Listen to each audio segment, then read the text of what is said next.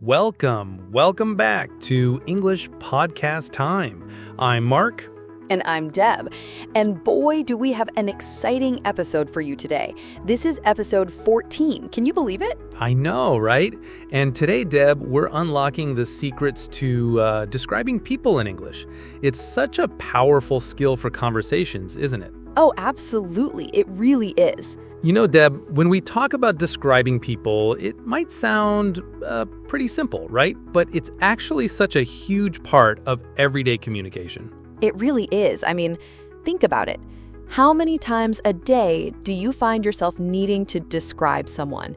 Maybe you're telling a friend about a new person you met, or perhaps you're trying to identify someone in a crowd. Exactly.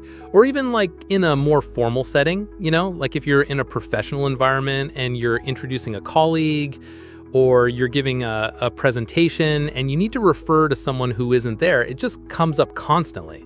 Yeah, and it's not just about giving a physical description, is it? It's also about capturing their personality.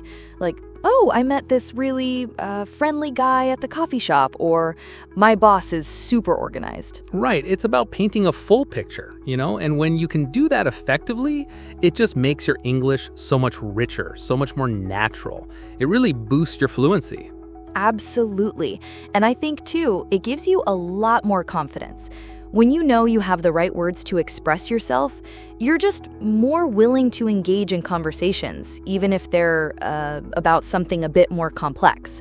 You're not searching for words, Yeah, that awkward pause when you're like, he was tall, and that's all you can come up with. We've all been there.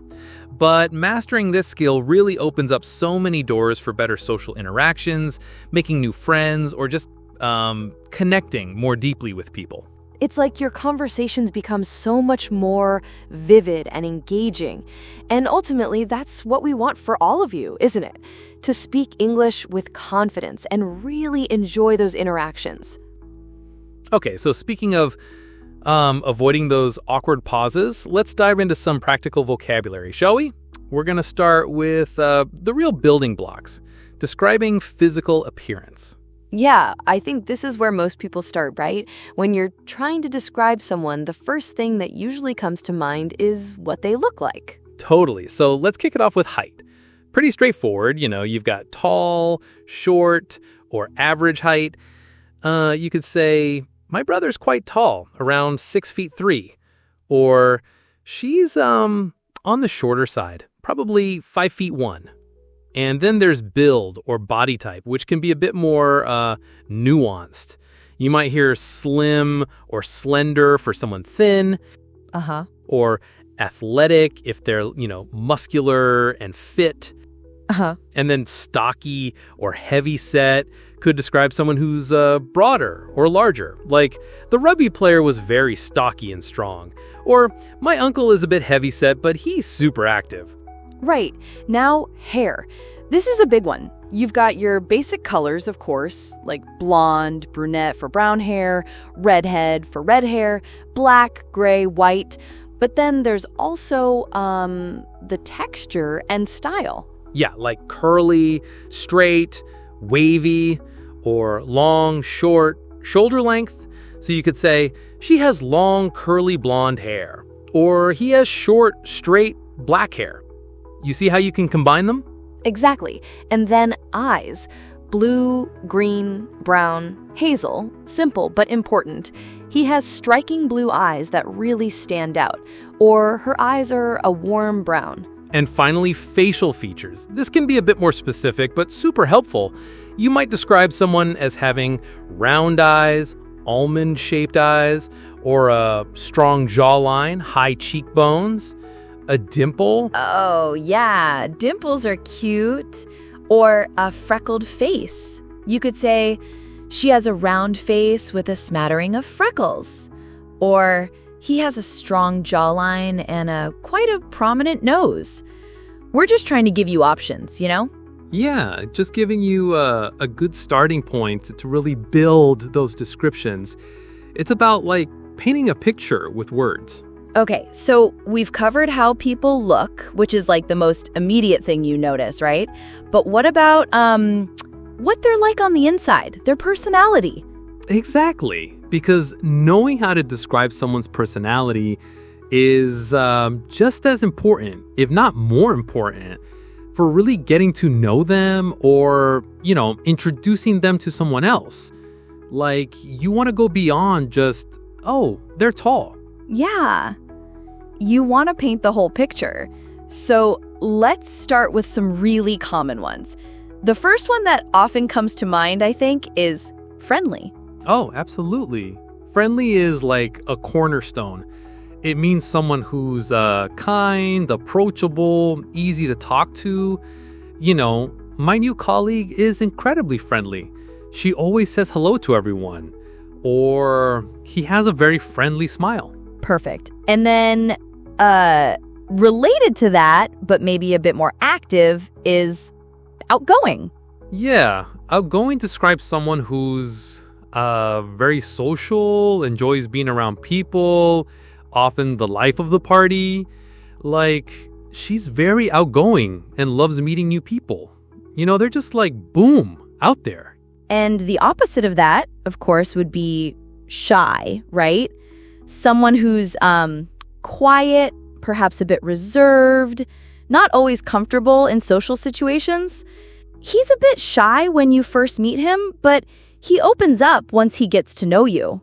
Right. It's not a negative thing to be shy, just, a different personality trait. What else do we have? How about funny? Oh, funny is great. Someone who makes you laugh, has a good sense of humor. My friend is so funny. He always tells the best jokes. Or, that comedian was incredibly funny. My stomach hurt from laughing. And then, to wrap up some of these really common ones, intelligent. Oh, yeah. Intelligent is like someone who's smart, quick-witted, has a good understanding of things.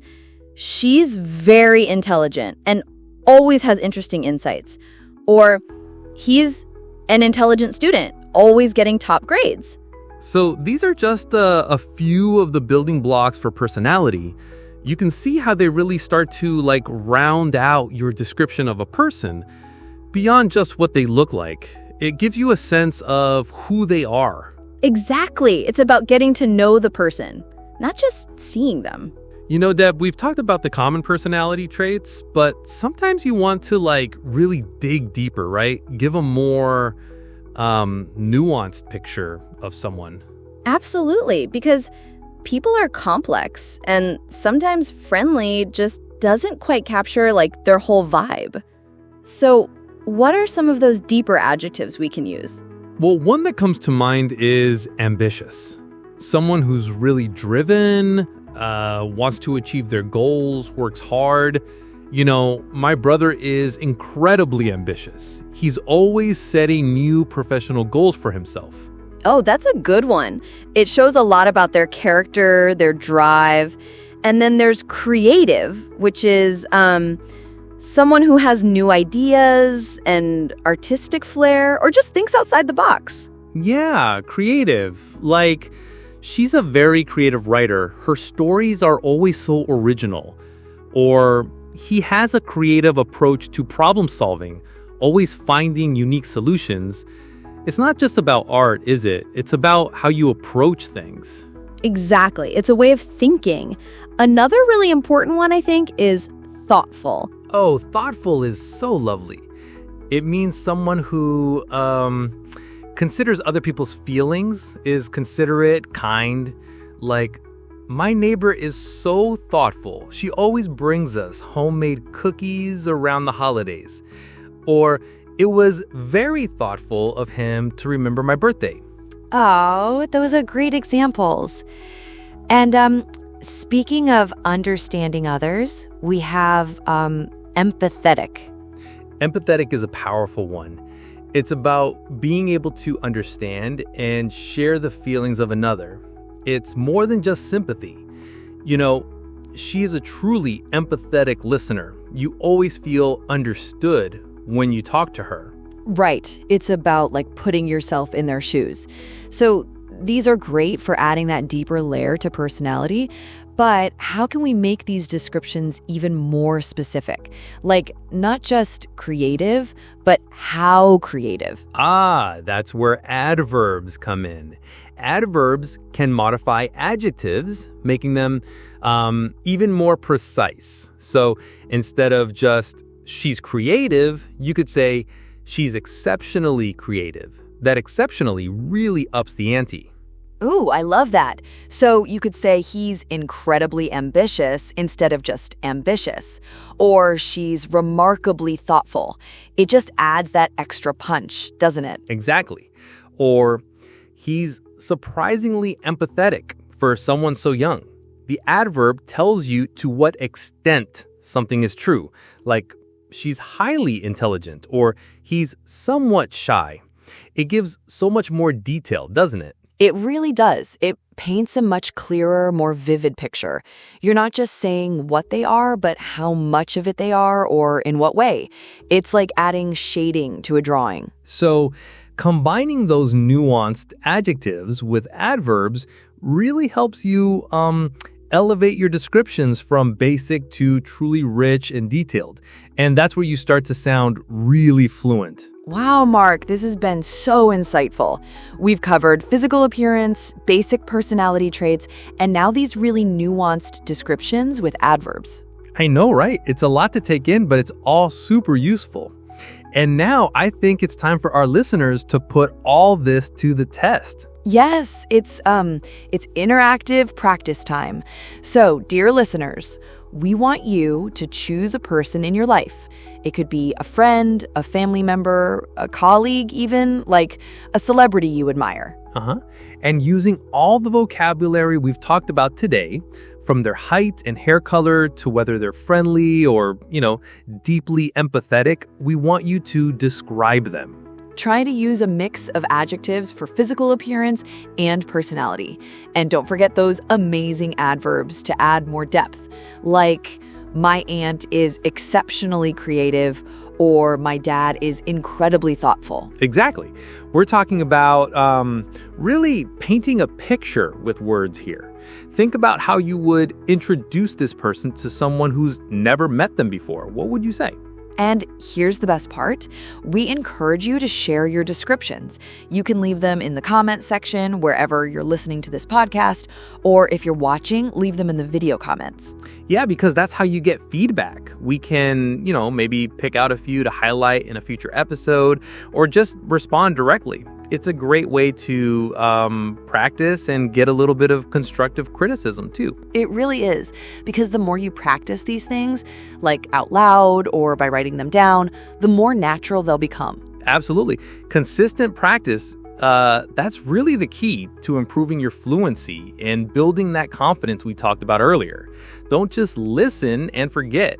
Try to actively use what you learn. So go on, give it a try.